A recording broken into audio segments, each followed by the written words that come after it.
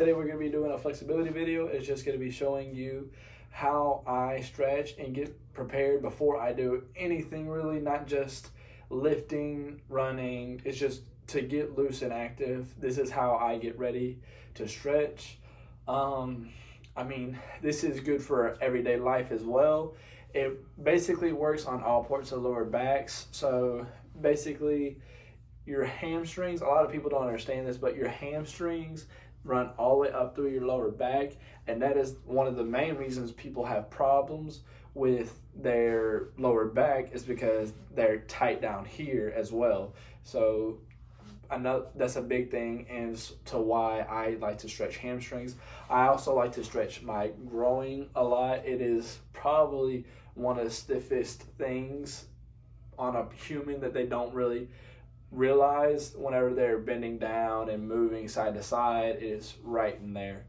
So the first exercise that I like to do, I like to get on my back, lay back flat on your ground, one leg bent and flat while the other is straight out, and basically just do kickbacks, 10 kickbacks. Now whenever you're doing this, you want to keep your back pushed into the ground, your lower back pushed into the ground, so you're also engaging your core.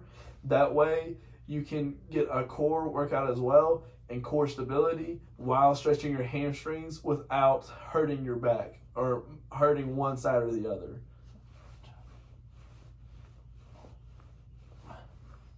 Try to keep your leg as stiff and straight as possible when doing this. It helps if you kind of dorsiflex your toe and keep it back.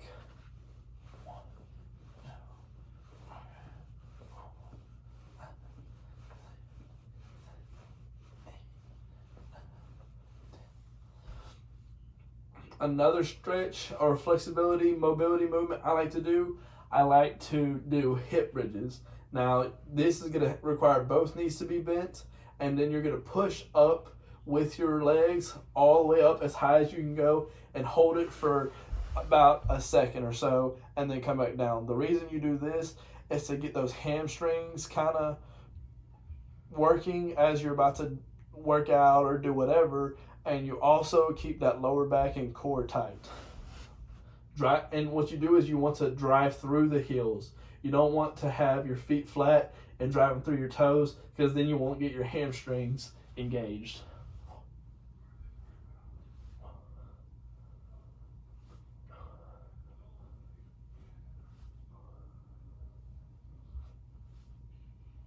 All right.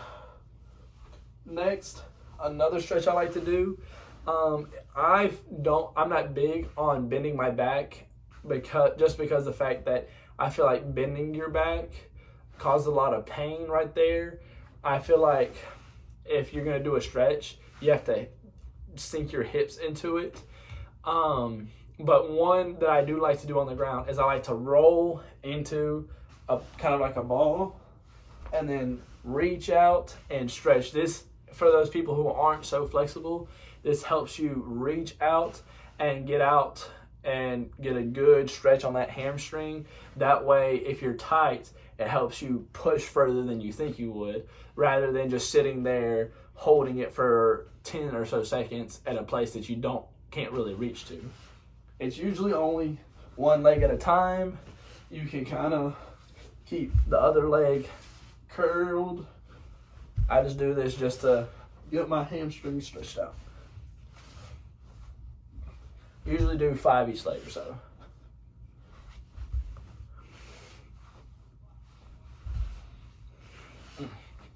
All right. Now, the last mobility / movement exercise I really like to do is hip openers.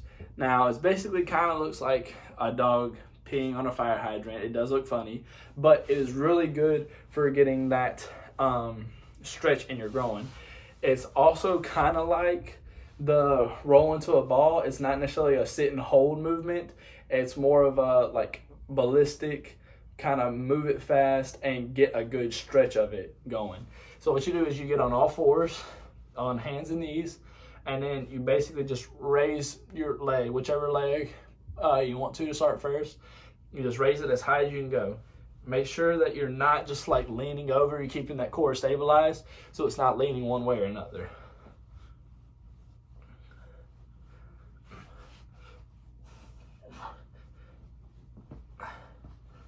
All right, and that's some of my stretches and warm-ups that I like to do before I get going.